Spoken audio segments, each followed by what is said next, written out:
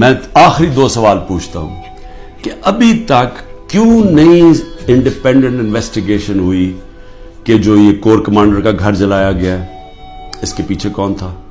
کیوں نہیں independent investigation? کیونکہ یہ کوئی نہیں ہوتا کہ جی آپ ہی فیصلہ کریں کس نے کیا اور آپ ہی پکڑ کے ان کو سزائیں دے دیں. یہ جج جوری ایکسیکیوشنر دنیا کے کسی قانون میں نہیں ہوتا. تو کوئی انڈیپینڈنٹ انویسٹیگیشن نہیں ہوئی. ہم ڈیمانڈ کرتے ہیں انڈیپینڈنٹ انویسٹیگیشن ہو.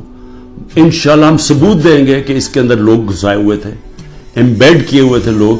جس طرح میرے گھر کے باہر پلان بنا ہوا تھا کہ انہوں نے پولیس کے دونوں اسلام آباد آئی جی نے لوگ تیار کیے ہوئے تھے, پولیس والے چند تھے, یہاں لاہور کے آئی جی نے پلان کیا ہوا تھا اور انہوں نے مل کے یہاں سے گولی چلانی تھی پولیس کے اوپر, انہوں نے پھر پورا اٹیک کرنا تھا واپس. یہ سارا پلان بنا ہوا تھا جو میں نے 22 مارچ کو پبلک کو پہلے بتا دیا. تو یہ بھی ایمبیڈ کیے ہوئے تھے, لوگوں کو اندر گھسایا ہوا تھا ہمارے, کیونکہ ہر جگہ سے, کیونکہ میں نے جب بعد میں پوچھتا گیا کہ یہ ہوا کیا ہے, ہر جگہ سے ایک آئے کہ جی لوگ تھے, کئی لوگ اندر گھسے ہوئے تھے, وہ اشتعال دلوا رہے تھے لوگوں کو. اور پھر ہر جگہ سے ایک چیز آئی کہ جی یہ جو ریڈیو پاکستان جلا یہ کوئی ماچس کی تیلی سے تو نہیں جلا, جو میاں والی کے اندر جہاز چوک جو سب کو فخر کرتے تھے, وہ سیبر جو لگا ہوا ہے میاں والی میں, اس کو کس نے جلایا ہے؟ ایلومینیم کیسے جل سکتا ہے ماچس سے؟ کوئی پلان ہی تھا نا. تو چلیں ہم غلط ہو سکتے ہیں لیکن انڈیپینڈنٹ انویسٹیگیشن تو ہونا چاہیے نا اس کا, وہ کیوں نہیں ہو رہا؟ اور مجھے افسوس ہے کہ جو فضا بنائی ہوئی ہے کہ غدار پوری پارٹی کو غدار بنایا ہوا ہے, اس فضا کے اندر یہ نہیں ہونے لگا. یہ جو اس وقت جنگل کا قانون پاکستان میں ہے یہ نہیں ہوگا. اور دوسری چیز میں سوال پوچھتا ہوں آج کہ جو 25 لوگوں کو شہید کیا گیا,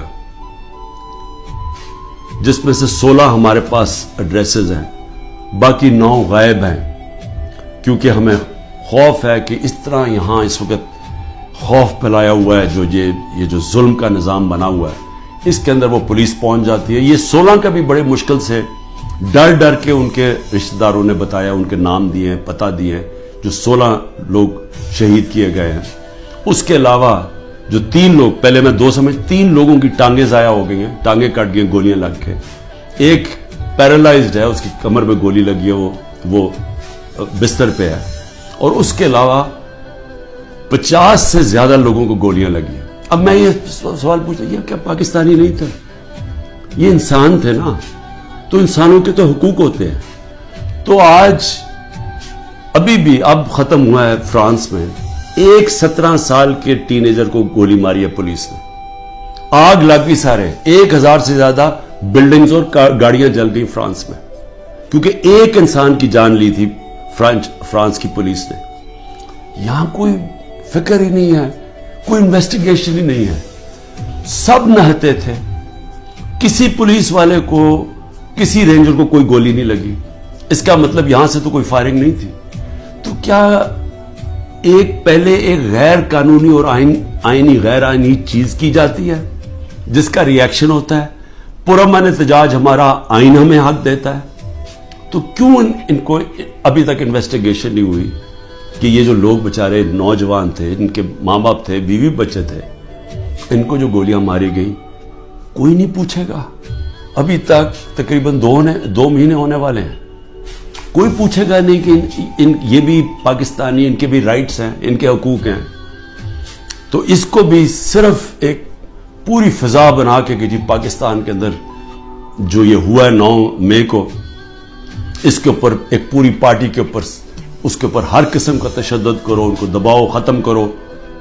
اور میں سمجھتا ہوں یہ پری پلان تھا, سب کچھ پہلے سے پلان بنا ہوا تھا. میں آخر میں یہ کہنا چاہتا ہوں کہ دیکھیں, میں پاکستان کی اب بات کر رہا ہوں, میں اپنی پارٹی کی بات نہیں کر رہا. یہ جو ظلم ہو رہا ہے ایک ملک کی سب سے بڑی پارٹی کو سازش کے تحت, کیونکہ الیکشن یہ پی ڈی ایم والے اب لڑ نہیں سکتے, ان سب کو خوف ہے کہ الیکشنز کے اندر انہوں نے ہار جانا ہے. تو یہ پوری سازش کا حصہ بنے ہوئے ہیں اور اسٹیبلشمنٹ کو ساتھ جان کے اسٹیبلشمنٹ کو ہمارے خلاف اور کر رہے ہیں, صرف اس لیے کہ یہ الیکشن میں پی ٹی آئی کو اسٹیبلشمنٹ ختم کرے, پی ٹی آئی کو, تاکہ یہ چور پھر سے الیکشن جیت کے آ جائے. اور ان کا کوئی انٹرسٹ نہیں ہے پاکستان میں.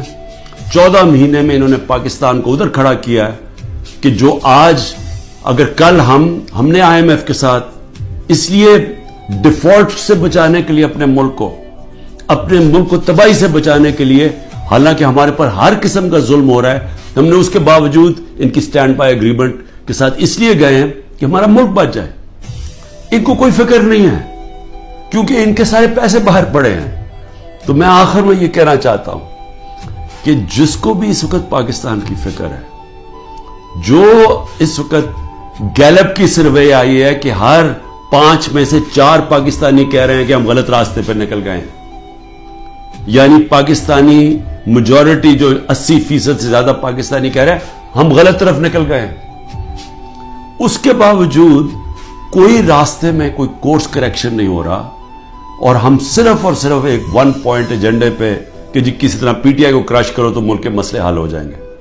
اور اس سے کس کو فائدہ ہو رہا ہے؟ کون ہیں وہ لوگ جو اس تباہی سے فائدہ اٹھا رہے ہیں؟ وہ میں آپ کو یقین دلاتا ہوں کہ وہ پاکستان کی اکثریت نہیں ہے. یہ تھوڑے سے لوگ ہیں جو قبضہ کر کے بیٹھے ہوئے ہیں وسائل پہ، جو قانون کے اوپر بیٹھے ہوئے ہیں، اور وہ صرف اور صرف چاہتے ہیں کہ ہمارا یہ جو قبضہ یہ برقرار رہے، ملک جائے بہاڑ میں، کیونکہ ان کے پیسے باہر پڑے ہوئے ہیں. پاکستان زندہ باد.